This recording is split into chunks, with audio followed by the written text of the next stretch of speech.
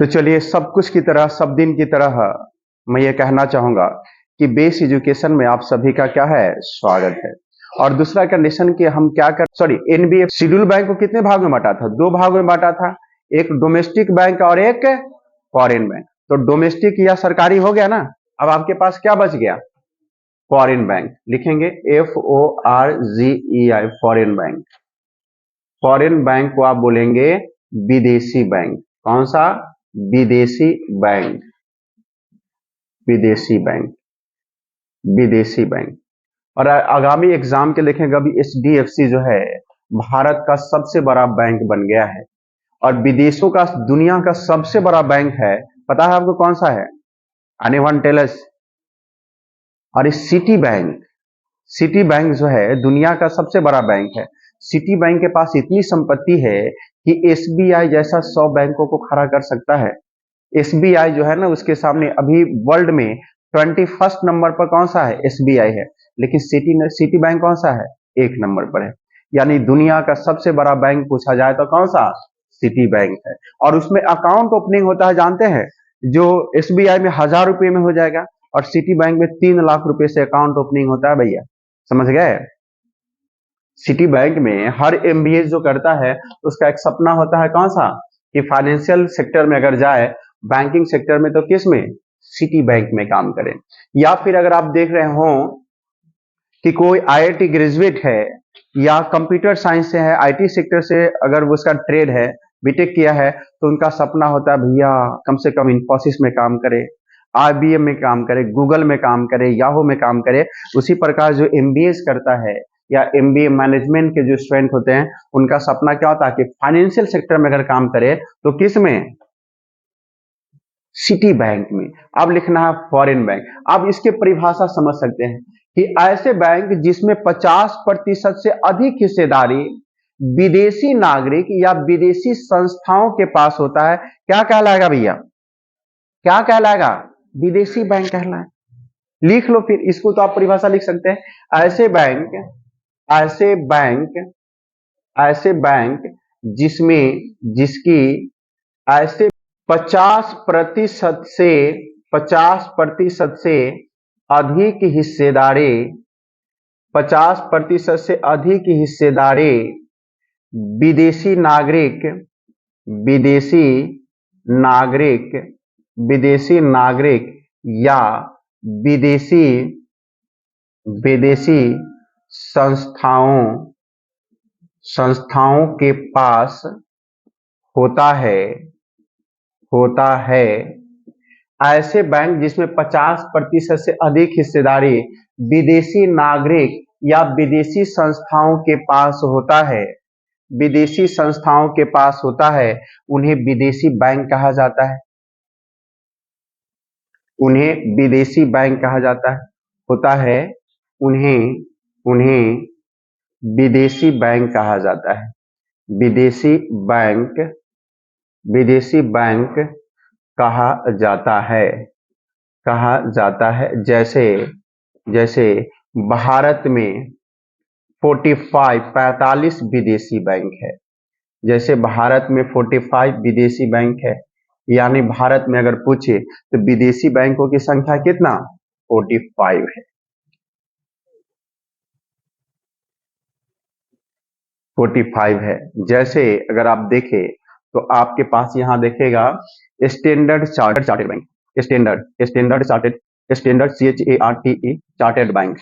Standard chartered bank. देखिए, विदेशी बैंकों में जो भारत में कार्य कर रहा है, ध्यान रखना, विदेशी बैंक जो भारत में कार्य कर रहा है, तो भारत में सबसे बड़ा बैंक विदेशी बैंक कौन है? स्टैंडर्ड चार्टर्ड है। क्योंकि सभी विदेशी बैंकों में सबसे ज्यादा ब्रांच किसका है? स्टैंडर्ड चार्टर्ड है। तो भारत में लिखेंगे, भारत में सबसे बड़ा विदेशी बैंक है। विदेशी बैंक है। इसके बाद अगर देखें तो सिटी बैंक है। सिटी बैंक है।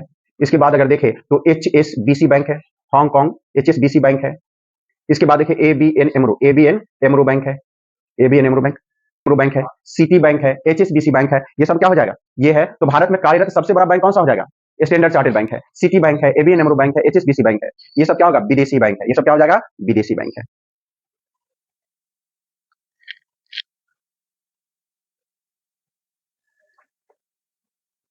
एक बैंक इसको हटाए क्या? देखिए, सार्वजनिक बैंक वह होता है पहले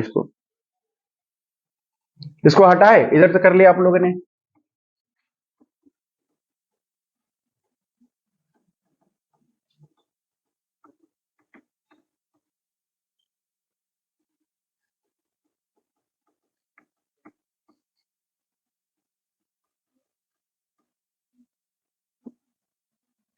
लिखेंगे सार्वजनिक बैंक, पहला लिखेंगे public bank, PUBLIC, public bank, या इसी को क्या बोलेंगे, सार्वजनिक बैंक, सार्वजनिक बैंक, सार्वजनिक बैंक, पब्लिक बैंक या सार्वजनिक बैंक। देखिए सार्वजनिक बैंक किसको कहेंगे, देखिए इसमें 50% से अधिक हिस्सेदारी, 50% से अधिक हिस्सेदारी किसके नाम होना चाहिए,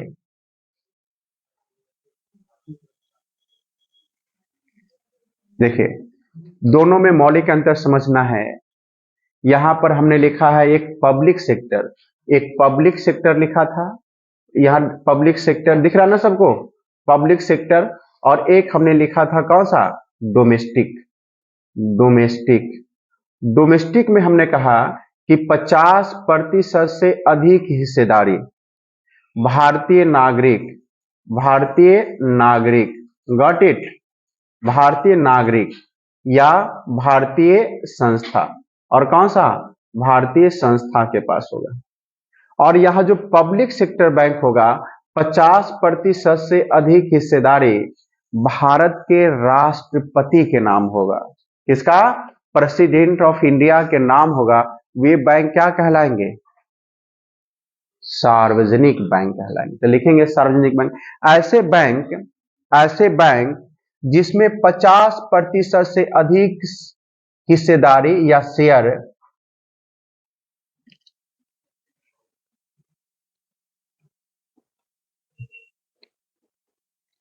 ऐसे बैंक, ऐसे बैंक, ऐसे बैंक जिसमें, जिसमें 50% से अधिक, 50% से अधिक हिस्सेदारी, हिस्सेदारी भारत के राष्ट्रपति, भारत के राष्ट्रपति, भारत के राष्ट्रपति के नाम से, नाम से होता है, उसे, उसे सार्वजनिक, पब्लिक सेक्टर, उसे सार्वजनिक बैंक, सार्वजनिक बैंक कहा जाता है, कहा जाता है।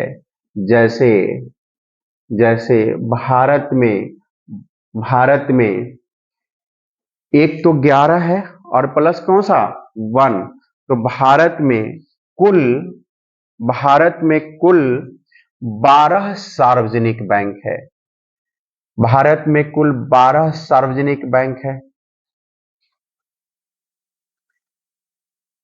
कुल 12 राष्ट्रीय बैंक है।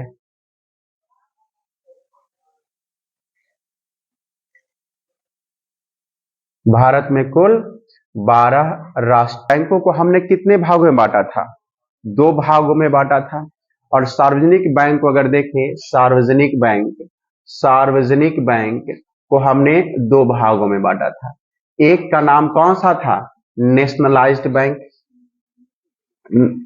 Nationalised, nationalised bank, nationalised bank, और एक था non nationalised, non nationalised, nationalised यानी गैर राष्ट्रीयकृत, गैर राष्ट्रीयकृत, राष्ट्रीयकृत बैंक, गैर राष्ट्रीयकृत बैंक, और एक है नेशनलाइज्ड बैंक यानी राष्ट्रीयकृत बैंक, राष्ट्रीयकृत बैंक। तो नेशनलाइज्ड बैंक को क्या बोला आपने, राष्ट्रीयकृत बैंक, और नॉन नेशनलाइज्ड बैंक को क्या बोला आपने, गैर राष्ट्रीयकृत बैंक। अब देखना है जो राष्ट्रीयकृत बैंक है वो पहले किसके हाथों में था? निजी हाथों में था, यानी प्राइवेट सेक्टर के हाथों में था। और भारत सरकार ने संसद में एक कानून बना करके क्या कर दिया? उसे अपने स्वामित्व में ले लिया, मतलब अपने हाथ में ले लिया। तो आपको पता होगा कि 1969 में 14 बैंकों का राष्ट्रीयकरण किया गया और फाइनली 5 बैंकों का राष्ट्रीयकरण कब किया गया? 1980 में किया गया। और एक बैंक का राष्ट्रीयकरण 1993 में किया गया। और उसी के तहत अब राष्ट्रीयकृत करना थोड़ा टफ लग रहा है, क्योंकि अब कौन सा आ गया है बताओ? क्योंकि पहले एलपीजी नहीं था, लिबरलाइजेशन, प्राइवेटाइजेशन एंड ग्लोबलाइजेशन है, इसीलिए जो निजी हाथों में था उसको क्या गया? छिनौती किया गया, छीना गया। राष्ट्रीयकृत का मतलब होगा छीनना, ठीक है। जैसे मैं ये बेस एजुकेशन चला रहा हूं और सरकार को लगे कि बेस एजुकेशन को क्या करना है, हम अपने कब्जे में ले ले, तो उसको क्या कर सकता है? कब्जे में। लेकिन अब थोड़ा सा टफ है, क्योंकि अब विरोध क्या होगा? ज्यादा होगा। पहले विरोध नहीं होता था, क्योंकि अब ग्लोबलाइजेशन का, वैश्वीकरण का दौर चल रहा है, उदारीकरण का दौर चल रहा है, और कौन सा? निजीकरण का दौर चल रहा है। और आपने देखा कि निजी सेक्टर की जो हिस्सेदारी है कितना है? मात्र और मात्र 4% है। और 96% कौन कार्य कर रहा है? प्राइवेट सेक्टर कार्य कर रहा है। कितना? 96% प्राइवेट। उसके बावजूद भी हमारे प्रधानमंत्री जी कह रहे हैं कि minimum government, maximum government governance. अरे भैया, कितना मिनिमम? क्या जीरो करोगे आप? अगर जीरो करेंगे तो मुझे बताएं कि भारत जो वेलफेयर स्टेट है, यानी कल्याणकारी राज्य है, तो कल्याणकारी राज्यों में ये जो गरीब है, बिलो प्रॉपर्टी लाइन है, उसका देखभाल कौन करेगा? उसका कल्याण कौन करेगा? तो भारत सरकार ने कहा कि डरो मत, हम उनके भी कल्याण करने के लिए क्या करेंगे? बात करेंगे। इसीलिए भारत सरकार ने CSIR, कंपनी सोशल रिस्पॉन्सिबिलिटी, लेकर के आया। और उसके तहत कहा कि निजी सेक्टर, जो प्राइवेट सेक्टर है, वो अपने कुल लाभ का, जो निजी सेक्टर की कंपनियां हैं, वो अपने कुल लाभ का 2% कहां? जन कल्याण पे करेगा। इसीलिए देखेंगे जो अंबानी रिलायंस है, रिलायंस फाउंडेशन चलाता है, और जो नीता अंबानी है, गरीब बच्चों को क्या करती है? शिक्षा देती है अपने फाउंडेशन के माध्यम से। तो मैंने बोला कि मैं भी क्या चला रहा हूं? बेस फाउंडेशन चला रहा हूं, है ना। दूसरा कंडीशन कि अब क्या होगा? जो व्यक्ति सरकारी जॉब में है या सरकार से लाभ ले रहा है, तो उन लोगों का भी अधिकार है कि अब पे बैक टू क्या करे? सोसाइटी करे। क्योंकि आपने कुछ भी सीखा है या पढ़ा है, या आईएएस बना, आईपीएस बना, या फिर क्या होगा?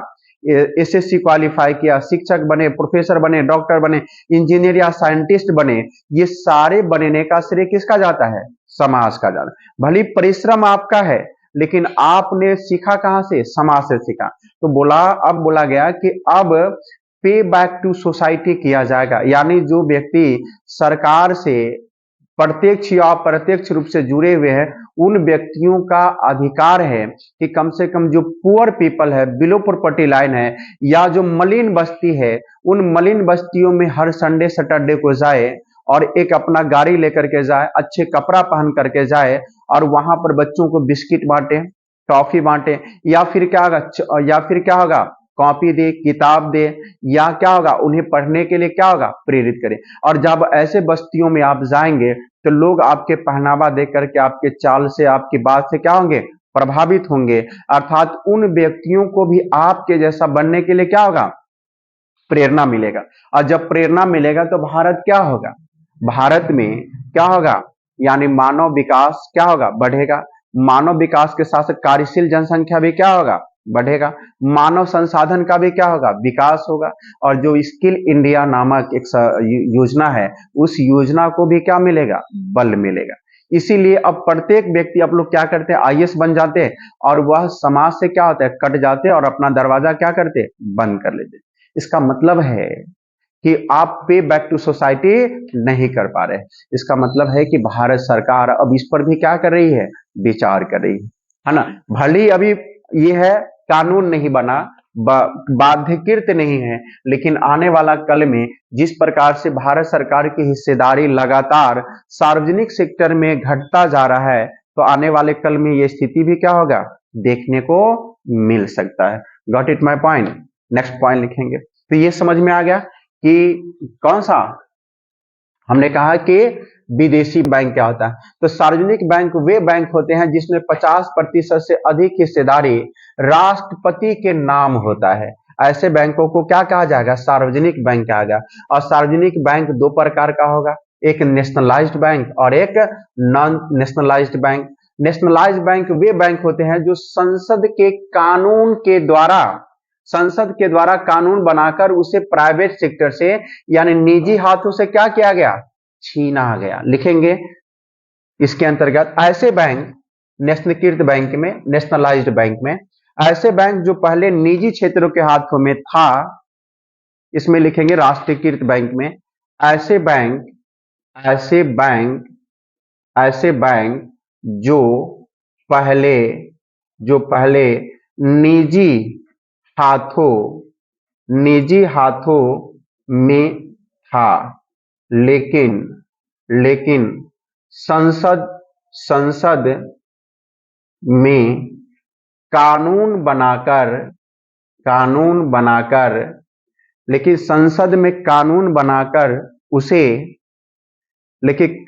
में कानून बनाकर उसे सरकार ने अपने स्वामित्व में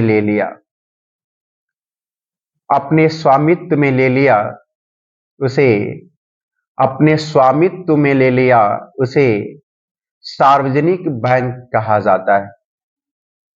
उसे क्या होगा, नेशनलाइज्ड बैंक कहा जाता है। उसे नेशनलाइज्ड बैंक कहा जाता है।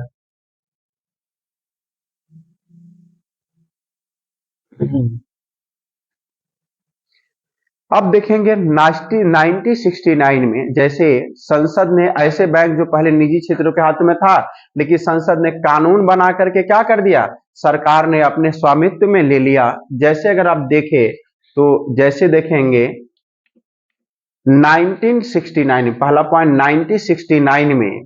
1969 में भारत सरकार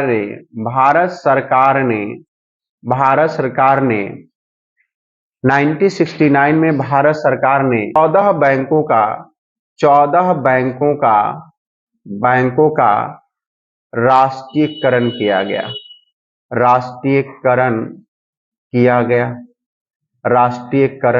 गया। 14 बैंकों का क्या किया गया, राष्ट्रीयकरण किया गया, जिनकी पूंजी, ये भी पूछता है, जिनकी पूंजी 250 करोड़ थी। जिनकी पूंजी कितनी थी, 250 करोड़ थी। इसके बाद देखेंगे 1980 में 5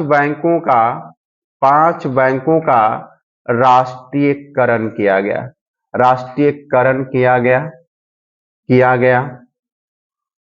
जिसकी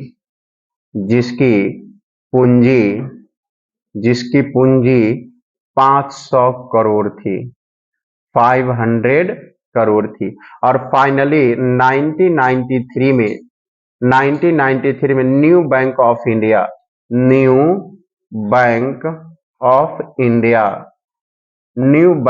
इंडिया का विलय आरबीआई में कर दिया गया। Got it. तो देखिए 1969 में लगभग कितना, 14 बैंकों का राष्ट्रीयकरण किया गया, जिसकी पूंजी कितनी थी, 250 करोड़ थी। और दूसरा है 1980 में 5 बैंकों का राष्ट्रीयकरण किया गया, जिसकी पूंजी कितनी, 500 करोड़ थी। और 1993 में न्यू बैंक ऑफ इंडिया का विलय किसमें कर दिया गया, आरबीआई में कर दिया गया। किसमें, आरबीआई में कर दिया गया। तो भारत में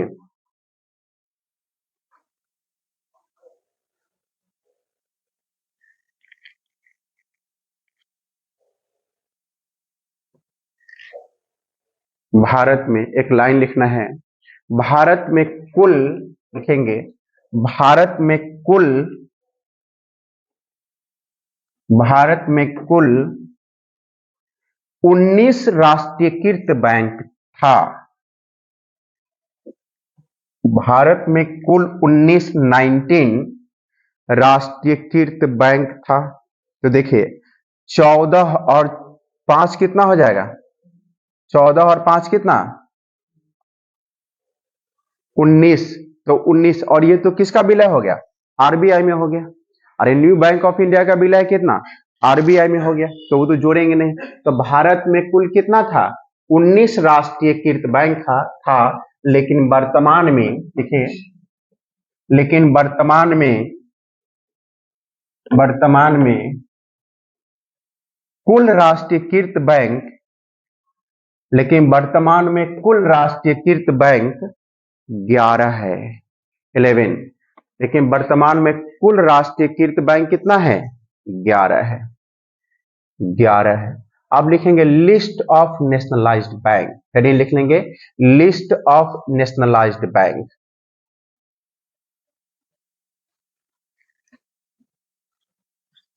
पहला लिखेंगे list of nationalised bank. Nationalised bank, bank का मतलब राष्ट्रीयकृत बैंक। राष्ट्रीयकृत बैंक का सूची, की सूची लिखेंगे लिस्ट ऑफ राष्ट्रीयकृत बैंक। लिखेंगे पहला लिखेंगे पीएनबी, पीएनबी। दूसरा लिखेंगे यूनियन बैंक, यूनियन बैंक। इसके बाद तीसरा लिखेंगे Canara bank, CANAR, Canara bank, Canara bank. PNB, union bank, Canara bank, Canara bank. इसके बाद bank of India, bank of Baroda,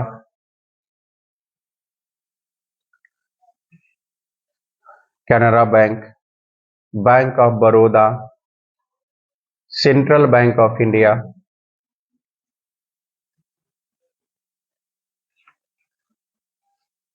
bank of Baroda, central bank of India. छठा bank of India, bank of India. कितना हो गया टोटल? 6। इसके बाद एक होगा Indian overseas bank, Indian overseas bank, Indian overseas bank. UCO bank भी आ जाएगा, Indian overseas bank, UCO bank आ जाएगा, यूको बैंक। एक है आपके पास bank of Maharashtra, bank of Maharashtra.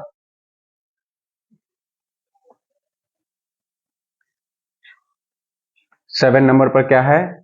UCO bank, UCO bank. 8 number पर क्या है? Maharashtra, bank of Maharashtra. इसके पीएनबी तो होगा Punjab and Sindh bank, Sindh Indian overseas bank. और एक है इंडियन बैंक, है नहीं? 11। ये तो हो गया 10 है ना ये, और ये होगा इंडियन बैंक, इंडियन बैंक। ये टोटल बैंक कितना है? 11 बैंक है जो अभी राष्ट्रीयकृत बैंक है। यानी इसी बैंक को आप वर्तमान में क्या बोलेंगे? सार्वजनिक बैंक। इसी बैंक में राष्ट्रपति के नाम क्या है? लिस्टेड है। यानी इसमें 50% से अधिक हिस्सेदारी किसके पास है? भारत के राष्ट्रपति के नाम होता है। कितना? 50% से अधिक हिस्सेदारी, अधिक हिस्सेदारी भारत के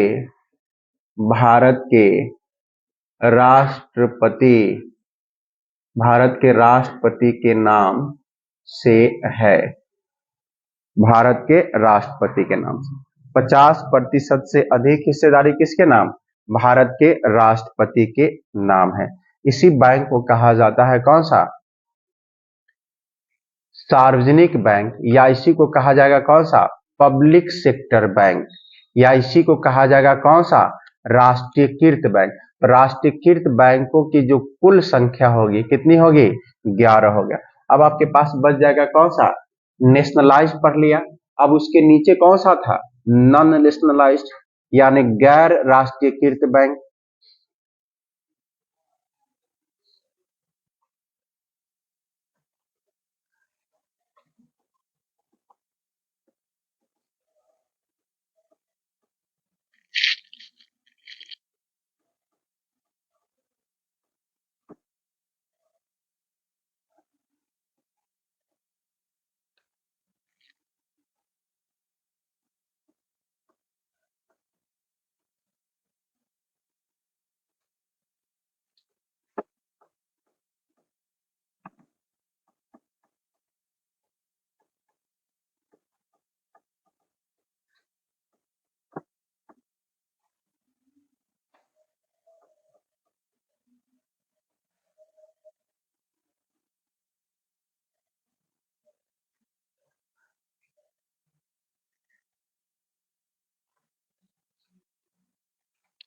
क्या लिखना है? Non nationalised, nationalised, non nationalised bank, non nationalised bank, यानी क्या बोलेंगे इसको? गैर गैर राष्ट्रीयकृत, गैर राष्ट्रीयकृत बैंक, गैर राष्ट्रीयकृत बैंक। Got it? देखिए, गैर राष्ट्रीयकृत बैंक वे बैंक होता है जो पहले से ही क्या होगा? पहले से ही भारत सरकार का रहा हो, या भारत सरकार के किसी संस्था से क्या होगा? जुड़ा हो। वैसे लेकिन बाद में क्या हुआ? उसको नेशनलाइज्ड, बाद में क्या किया गया? वो भारत सरकार के हाथों में आ गया। उसे क्या कहेंगे? गैर गैर राष्ट्रीयकृत बैंक लिखेंगे। ऐसे बैंक जो पहले से ही भारत सरकार का था, ऐसे बैंक जो पहले से ही भारत सरकार या उसके किसी न किसी संस्था के थे, ऐसे बैंक लिख देता हूं, ऐसे बैंक जो पहले से ही भारत सरकार का था, या भारत सरकार के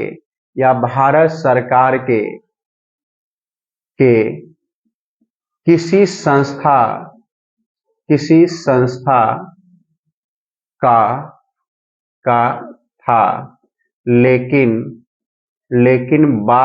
था, लेकिन बाद में भारत सरकार का हो गया,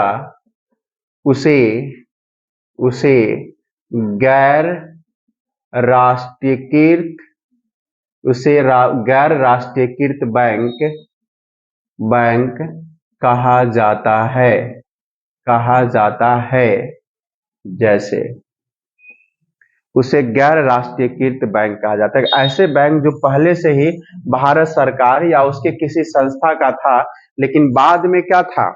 बाद में भारत सरकार का भाग बन गया, अब भारत सरकार का हो गया, उसे गैर राष्ट्रीयकृत बैंक कहा जाता है। जैसे वर्तमान में एसबीआई गैर राष्ट्रीयकृत बैंक है, लिखो। जैसे वर्तमान में एसबीआई गैर राष्ट्रीयकृत बैंक है। जैसे वर्तमान में भारत में एसबीआई गैर राष्ट्रीयकृत बैंक है।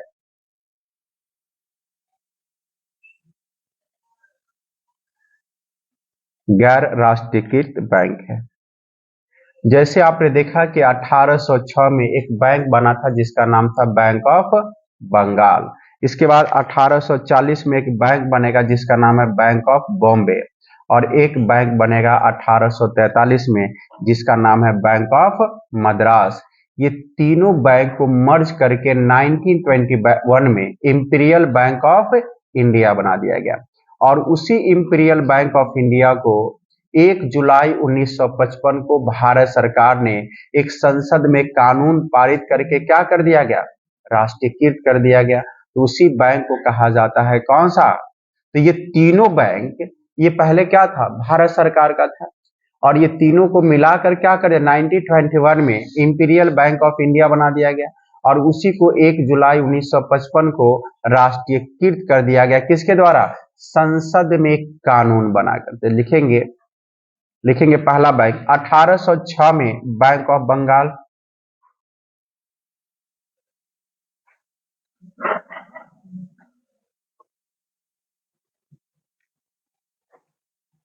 जैसे 1806 में क्या होगा, बैंक ऑफ बंगाल, इसके बाद 1806 में कौन सा बैंक में, बैंक ऑफ बॉम्बे। और इसके बाद 1843 में bank of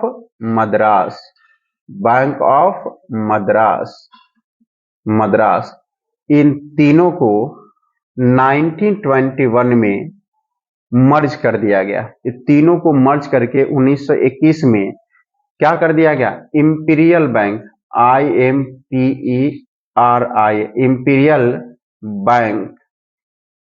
imperial bank of India. तो लिखेंगे 1921 में, 1921 में, 1921 में तीनों का विलय करके इंपीरियल बैंक, इंडिया मत छोड़ दीजिएगा, इंपीरियल बैंक ऑफ इंडिया, केवल इंपीरियल बैंक बना दिया। 1921 में इंपीरियल बैंक बना दिया गया।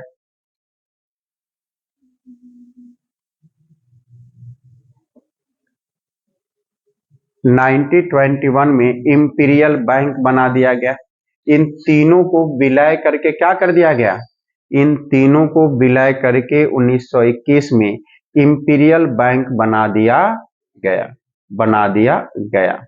और इसी को देखे 1955 में, 1955 में क्या बना दिया गया, SBI बना दिया गया, SBI बनाया गया। तो SBI की स्थापना कब, 1955 में। और यहाँ पर एक समिति बनाई गई थी जिसका नाम था महालोनोविस समिति की सिफारिश पर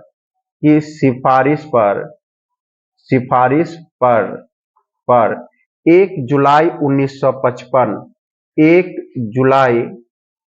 1 जुलाई 1955 लिखेंगे, महालोनोविस समिति की सिफारिश पर 1 जुलाई 1955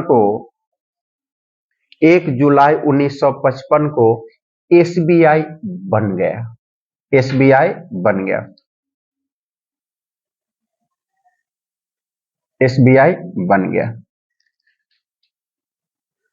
1 जुलाई 1955 को क्या बन गया, SBI बन गया।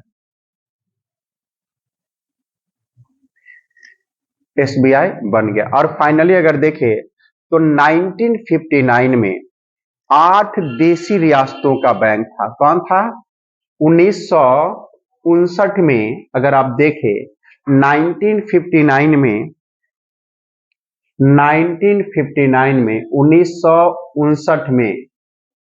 8 देशी रियासतों के बैंकों को, 8 देशी रियासतों के बैंकों को SBI का सहयोगी बैंक बनाया गया।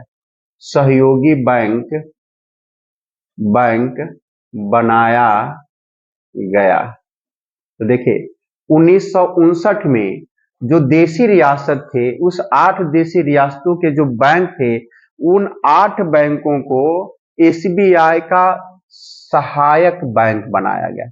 कब? 1959 में। जैसे करके लिखेंगे, जैसे एसबीआई जयपुर, एसबीआई बीकानेर, जैसे जैसे SBI Jaipur, SBI Patiala, SBI Bikaner, Bikaner, SBI Indore, SBI Indore, SBI Jaipur, SBI Patiala, SBI Bikaner, SBI Indore, SBI Saurashtra, SBI Saurashtra, SBI Saurashtra, Saurashtra, SBI Hyderabad, Hyderabad, SBI Travancore, Travancore.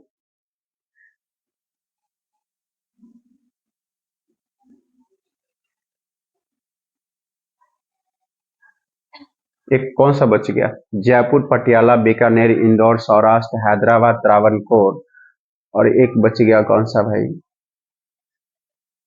ये 8 बैंकों को क्या होगा? बैंकों का सहयोगी बनाया गया। और एक है त्रावणकोर, जयपुर हो गया, पटियाला हो गया, बीकानेर हो गया, इंदौर हो गया, सौराष्ट्र हो गया, हैदराबाद हो गया, त्रावणकोर, त्रावणकोर, त्रावणकोर, एसबीआई मैसूर, एसबीआई मैसूर। तो टोटल 8 बैंकों को सहयोगी बैंक बनाया गया। किसके थे ये? देशी रियासत के बैंकों को एसबीआई का क्या किया गया? सहयोगी बैंक बनाया गया। एसबीआई का सहयोगी बैंक बनाया गया। अब देखेंगे एसबीआई जयपुर और बीकानेर। इसमें देखें एसबीआई, देखेंगे नेक्स्ट है एसबीआई, एसबीआई जयपुर, जयपुर और बीकानेर, और बीकानेर, बीकानेर। ध्यान रखना है, रिपीट अगेन। यहां देखो, एसबीआई जो जयपुर है और बीकानेर को 1960 में विलय कर दिया गया। कौन सा? 1960 में विलय करके एसबीआई जयपुर और बीकानेर एवं बीकानेर, एसबीआई जयपुर एवं बीकानेर, बीकानेर, बीकानेर बैंक बनाया गया, बैंक बनाया गया, बनाया गया। तो देखिए, एक तो एसबीआई, एक एसबीआई जयपुर, और एक कौन सा? बीकानेर। कहाँ है? यहां पर। ये दोनों का विलय कब किया गया? 1960 में। विलय करके क्या गया? एसबीआई जयपुर एवं बीकानेर बैंक बनाया गया। अब जो बच गया, एसबीआई के कितने सहयोगी बच गया? 5 सहयोगी बच गया। तो लिखेंगे 1960 में एसबीआई जयपुर और एसबीआई बीकानेर को मिला दिया गया और एसबीआई जयपुर बीकानेर बन गया। कौन सा? एसबीआई जयपुर एवं बीकानेर बन गया।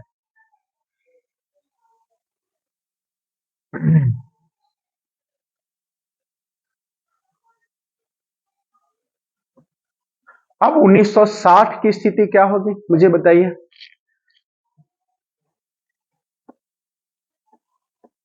नेक्स्ट लिखेंगे 1960 की बैंकों की स्थिति।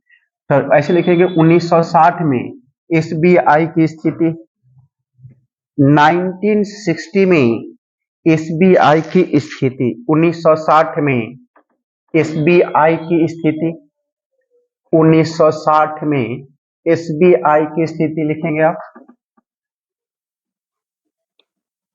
तो देखेंगे 1960 में जो एसबीआई की स्थिति होगी, तो देखिए 1960 में 1960 में एसबीआई की स्थिति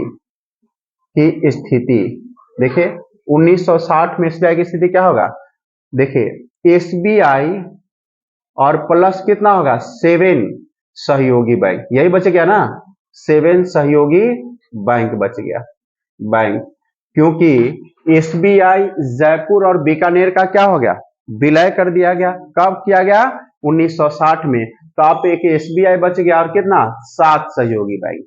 और 1959 में कब था 8 था। और इसे जो जो बैंक है 8 बैंक होगा वो देशी रियासतों का था। और देशी रियासत आपने मॉडर्न हिस्ट्री में पढ़ा ही है, ठीक है। कि कहा जाता है कि लगभग 572 देशी रियासत थे और इस देशी रियासतों को एकीकरण का श्रेय दिया जाता है किनको, सरदार वल्लभ भाई पटेल को। और सरदार की उपाधि वल्लभ भाई पटेल को किसने दिया था, बारदौली की महिलाओं के द्वारा दिया गया था, जो आपने देखा। तो यहां पर 1960 में एसबीआई की स्थिति कितना 7। अब कितना बच गया, अब कौन कौन सा बच गया बताए। अब बच गया एसबीआई एसबीआई जयपुर और कौन सा, जयपुर बीकानेर, ये हो गया ना, जयपुर बीकानेर। दूसरा नंबर देखिए एसबीआई पटियाला, समझ लीजिएगा एसबीआई पटियाला। इसके बाद होगा एसबीआई इंदौर, एसबीआई इंदौर इंदौर। इसके बाद किसका एसबीआई सौराष्ट्र, एसबीआई सौराष्ट्र सौराष्ट्र। इसके बाद एसबीआई कौन सा त्रावणकोर त्रावणकोर। और एसबीआई कौन सा एसबीआई मैसूर। और 7वें नंबर कौन बच गया एसबीआई कौन सा इंदौर सौराष्ट्र हो गया, त्रावणकोर मैसूर सौराष्ट्र हो गया, बीकानेर पटियाला, एसबीआई पटियाला हो गया। अब कौन बच गया Hyderabad, SBI Hyderabad Hyderabad. Got it. 7 सहयोगी बैंक। अब 1960 में एसबीआई के 7 सहयोगी बनेंगे, एसबीआई के 7 सहयोगी।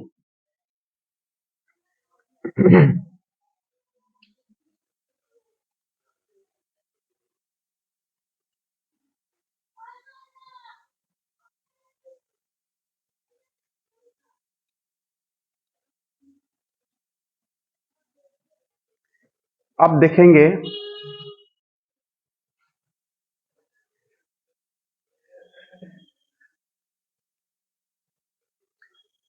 2008 में 2008 में एसबीआई एसबीआई 2008 में एसबीआई सौराष्ट्र लिखेंगे, 2008 में एसबीआई सौराष्ट्र का एसबीआई में विलय। 2008 में एसबीआई सौराष्ट्र का एसबीआई में विलय। 2008 में एसबीआई सौराष्ट्र का एसबीआई में विलय। पहला तो आपको ये समझना है। इसके बाद देखें 2010 में एसबीआई इंदौर, 2010 में एसबीआई इंदौर का एसबीआई में विलय किया गया।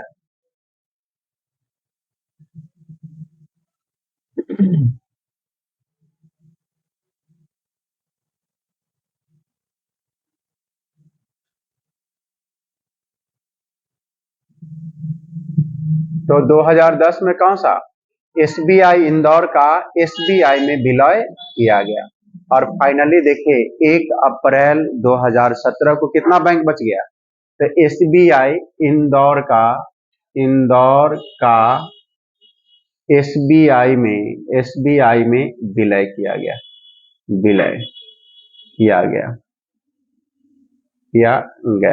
Got it. अब देखें 2017 में कितना बैंक बच गया एसबीआई और प्लस कितना, एक तो कौन सा इंदौर, तो एक इंदौर समाप्त हो गया।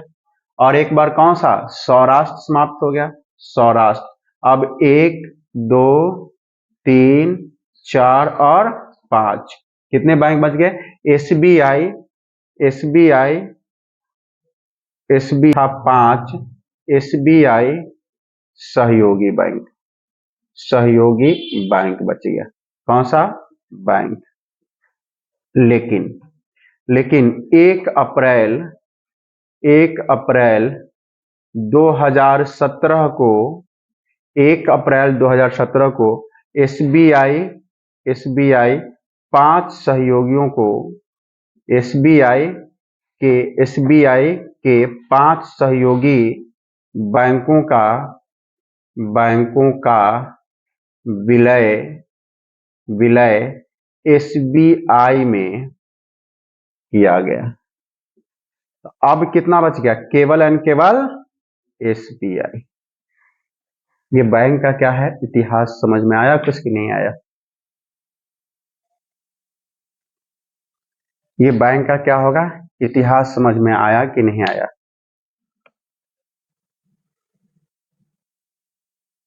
नीचे से लिखेंगे, 1 अप्रैल 2017 को 5 सहयोगी 5 एसबीआई का सहायक बैंक का किसमें विलय किया गया, एसबीआई में विलय किया गया। और फाइनली लिखेंगे 2017 में सिर्फ एसबीआई बैंक, 2017 में सिर्फ एसबीआई बैंक ही, 2017 में सिर्फ एसबीआई ही बच गया, एसबीआई ही बच गया। तो वर्तमान स्थिति क्या है, 11 बैंक जो राष्ट्रीयकृत है और एक बैंक जिसका एसबीआई है, जो कौन सा, गैर राष्ट्रीयकृत है। और गैर राष्ट्रीयकृत का मैंने क्या बोला कि ऐसा बैंक जो पहले भारत सरकार का रहा हो या भारत सरकार के संस्था का रहा हो, लेकिन बाद में फिर किसका भाग बन गया, भारत सरकार का हो गया, वैसे बैंकों को क्या कहा जाता है, राष्ट्रीय गैर राष्ट्रीयकृत बैंक कहा जाता है। और जो राष्ट्रीयकृत बैंक है वह राष्ट्रीयकृत बैंकों का 50% से अधिक हिस्सेदारी किसके नाम से, भारत के राष्ट्रपति के। बैंक, घरेलू बैंक वे बैंक होते हैं जिसमें 50% या 50% से अधिक हिस्सेदारी भारत के नागरिक या भारतीय संस्थाओं के शेयर हो, तो वैसे बैंकों को क्या कहा जाता है, डोमेस्टिक बैंक यानी घरेलू बैंक, या ऐसा बैंक जिसमें 50% से अधिक हिस्सेदारी विदेशी नागरिक या विदेशी संस्थाओं का हो, ऐसे बैंकों को क्या कहा जाएगा, विदेशी बैंक कहा जाएगा। और विदेशी बैंक भारत में कितना, 45 विदेशी बैंक है, और 45 बैंकों में सबसे बड़ा बैंक कौन सा है, स्टैंडर्ड चार्टर्ड बैंक है। लेकिन विश्व में सबसे बड़ा बैंक कौन सा